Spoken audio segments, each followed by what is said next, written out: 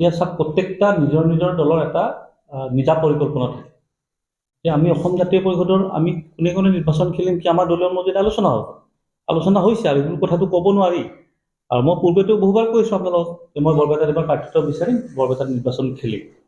এতিয়া যিটো বিৰোধী ঐক্য মঞ্চ গঠন হ'ল, বিৰোধী ঐক্য মঞ্চৰটো এতিয়ালৈ কোনো সিদ্ধান্ত অহা নাই। বিৰোধী ঐক্য মঞ্চত ধৰি লওক TMCও আছে, আম আদমি পাৰ্টি আছে। যোৱাকালিতো কিছুমান অসন্তুষ্ট ওলাই অহা বুলি মন্তব্য দিছে যে আমাৰ লগত মিলা নাই, TMC কৈছে আমি বিৰোধী ঐক্য মঞ্চৰ পৰা ওলাই আহিলোঁ। আম আদমি পাৰ্টিও ঠিক কৈছে আমি তিনিটাত ঘোষণাই কৰিছোঁ। আমাৰ লগত এতিয়ালৈ তেনেকুৱা ধৰণৰ কোনো সিদ্ধান্ত হোৱা নাই যে আমি কোনটো সমষ্টিত খেলিম, কেনেকুৱা খেলিম। এইটো এটা ওপৰে ওপৰে কথা এটা ওলাই আছে, যাৰ বাবে মই পূৰ্বে কৈছোঁ যে বৰপেটা লোকসভা সমষ্টিত মই প্ৰাৰ্থিত্ব বিচাৰিছোঁ। আৰু বিচৰাৰ কাৰণটো হৈ গ'ল হাজো বৰ্তমান বিধানসভা সমষ্টিত বৰপেটা লোকসভাত অন্তৰ্ভুক্ত হৈছে। তাত মই বিচাৰাটোতো অপৰাধ হ'ব নোৱাৰে, গতিকে মই বিচাৰিছোঁ, মই এতিয়াও সাজু সম্পূৰ্ণ। আৰু দুই এদিনতে ধৰি লওক সিদ্ধান্ত হ'ব।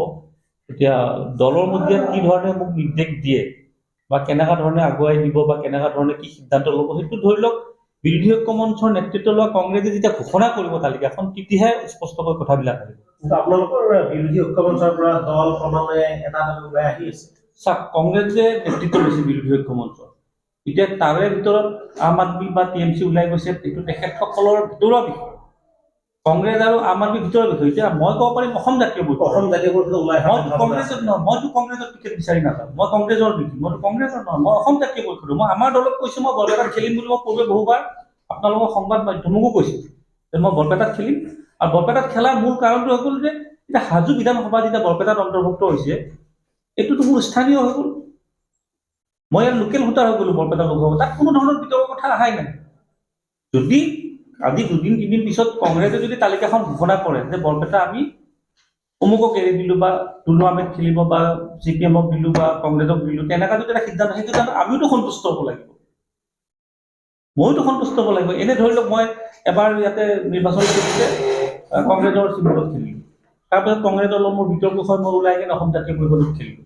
এতিয়া মই ৰাইজৰ ওচৰত যাব কোনো মোকো এটা ৰাস্তা লাগিব। মই ৰাইজৰ ওচৰত ভোট বিচাৰি যোৱা বিৰোধী ঐক্য মঞ্চই যদি ভাবে যে বৰপেটা আসনখন আমি জাতীয় পৰিষদক এৰি দিওঁ, এতিয়ালৈ ভাল চূড়ান্ত হোৱা নাই, বা CPM-ক এৰি দিওঁ বা CPM-ক দিব বুলি খবৰ এটা ওলাই আছে, এইটো বাতৰিত ওলাই আছে, কিন্তু একোতো চূড়ান্ত হোৱা নাই এতিয়ালৈ। এতিয়া CPM হৈ গ'ল, CPM-ৰ বিধায়কগৰাকী হৈ গ'ল সৰ্বগড়, হয় তেখেত স্থানীয়। ঠিক তেনেকুৱা যদি কংগ্ৰেছক দিয়ে, কংগ্ৰেছৰ কোন প্ৰাৰ্থী দিব, কংগ্ৰেছৰতো প্ৰত্যেকে বিচাৰিছে। আৰু আপোনালোকে যে কয় যে আপোনালোকক এৰি দিব ডিব্ৰুগড় লোকসভাত কংগ্ৰেছৰ এইটো প্ৰাৰ্থিত্ব বিচাৰিছে। যিহেতু বিৰোধী ঐক্য মঞ্চৰ নেতৃত্ব লৈছে কংগ্ৰেছে, আপোনালোকে মোক এটা কথা কওক, ডিব্ৰুগড় লোকসভা সমষ্টিত আপোনালোকৰ সংবাদ মাধ্যমত বাতৰি প্ৰকাশ হৈ আছে যে অসম জাতীয় পৰিষদক প্ৰাৰ্থিত্ব এৰি দিব, হৈছে না, আপোনালোকৰ সংবাদ মাধ্যমত হৈ আছে। কিন্তু তাতে আকৌ কংগ্ৰেছৰ দলীয় প্ৰাৰ্থী 3-4গৰাকী আছে, বিপুল গগৈ আছে, দুৰ্গা কংগ্ৰেছ আছে, ৰাজু চাহু আছে। মই নাজানো কংগ্ৰেছ, মই আমাৰ দলৰ কথা ক'ব পাৰিম। কংগ্ৰেছে তাত কাক দিব নিদিব আমাক সেইটো কংগ্ৰেছক সোধক আপোনালোকে। সেইটো মই ধৰি লওক, মই কিয় নাজানো, মই কিয় ক'ব নোখোজো, মই আমাৰ দলৰ কথা সোধক। আমাৰ দলৰ লুৰিণজ্যোতি গগৈ ডিব্ৰুগড়ৰ পৰা খেলিব, কনফাৰ্ম এইটো। প্ৰাক্তন কংগ্ৰেছী বিধায়কে কৈছে যে লুৰিণজ্যোতি গগৈক আপোনাৰ বাগানৰ ভোটাৰ ৰাইজে চিনি নাপায়, সেইটো নেতৃত্ব লৈছে, সেইটো নেতৃত্ব লৈছে কংগ্ৰেছে। কংগ্ৰেছে তেখেতসকলৰ বিধায়কক, আমি এতিয়া কংগ্ৰেছৰ বিধায়ক আমি ক'ম নেকি আমাৰ বিৰুদ্ধে মন্তব্য দিব নালাগে।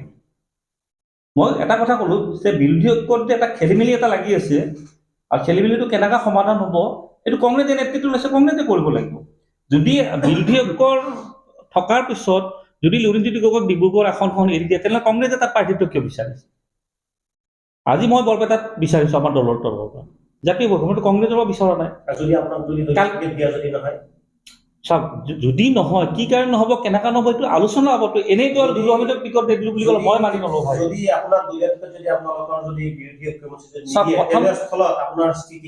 তেনেস্থলত প্ৰথম কথা হৈ গ'ল যে বিজেপিক পৰাজয় কৰিবৰ কাৰণে ধৰি লওক বিৰোধী ঐক্য মঞ্চই যিটো সিদ্ধান্ত ল'ব, সেই সিদ্ধান্তটোতো মোৰো মনৰ পচন্দ হ'ব লাগিব নে নালাগিব? মোৰ পচন্দ হ'ব। যদি মোৰ মনৰ পচন্দৰ মতে হয়, আলোচনাৰ জৰিয়তে যদি হয়, এনেই ওপৰে ওপৰে দি দিলোঁ দুৰ্গামে তাক সমৰ্থন কৰোঁ, কেতিয়াও নকৰোঁ মই পাব্লিকক 3টা ইলেকশ্যনত 3টা বেলেগ বেলেগ চিম্বলত মই ক'ব যাম নেকি? মোক ক'ব কাৰণেতো মোক ৰাস্তাটো দিব লাগিব, মোক এটা বাট দেখুৱাই দিব লাগিব। আজি হাজোত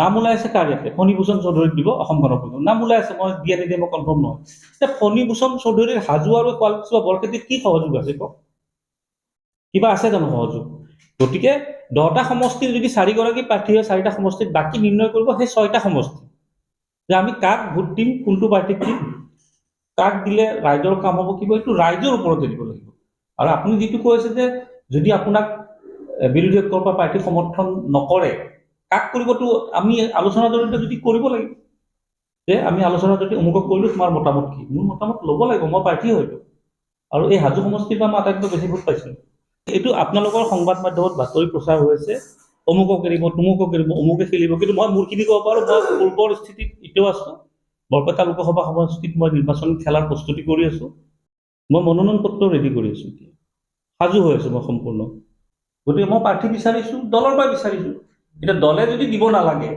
দলে মোক ক'ব নহয় কিন্তু মোকতো তেনেকুৱা কোৱা নাই নে আপোনালোকক কৈছে দলৰ সভাপতি বিৰোধী ঐক্যমঞ্চ ক্ৰমাৎ দুৰ্বল হৈ পৰিছে নেকি যিহেতু দলসমূহ মই এইটো মন্তব্যত মই বিচাৰোঁ যে বিৰোধী ঐক্য সফল হওক যাতে বিজেপি পৰাজয় কৰিব পাৰি মই সেইদিনা বিতৰ্কিত মন্তব্য নিদিওঁ কিন্তু মই মোৰটোৱে ক'ব পাৰোঁ আপোনালোকে মোক বৰপেটালৈ সোধক বা আমাৰ দলৰ ডিব্ৰুগড়লৈ সোধক আপোনালোকে টিএমচিৰ কথা সুধিলে ৰিপুণ বৰাক সোধক যদি আম আদমি পাৰ্টিৰ কথা সোধে ভৱেন চৌধুৰীক সোধক মই ৰিপুণ বৰা ভৱেন চৌধুৰীৰ কথা মই কেনেকৈ ক'ম যিহেতু বৰ্তমানলৈকে আপোনালোকে মিত্ৰতাত আছে ধুবুৰী সমষ্টিত জ্যোতি পুলিচৰ প্ৰাৰ্থী দিয়াৰ কথা চলি আছে এইটো ধুবুৰী সমষ্টিটো আগৰ পৰাই কংগ্ৰেছৰ দখলত আছিল বা কংগ্ৰেছৰ তাত বিধায়কো আছে তাত আজমল আছে আমাৰ অসম জাতীয় পৰিষদৰ ধুবুৰীত কোনো ধৰণৰ প্ৰাৰ্থী দিয়াৰ কোনো পৰিকল্পনা নাই আৰু আপোনালোক সহযোগী দল হিচাপে আপোনালোকে একেলগে আগবাঢ়িব সহযোগী দল হিচাপে চাওক এতিয়া আমিতো এইবাৰ বেছিকৈ এখন দাবী কৰা নাই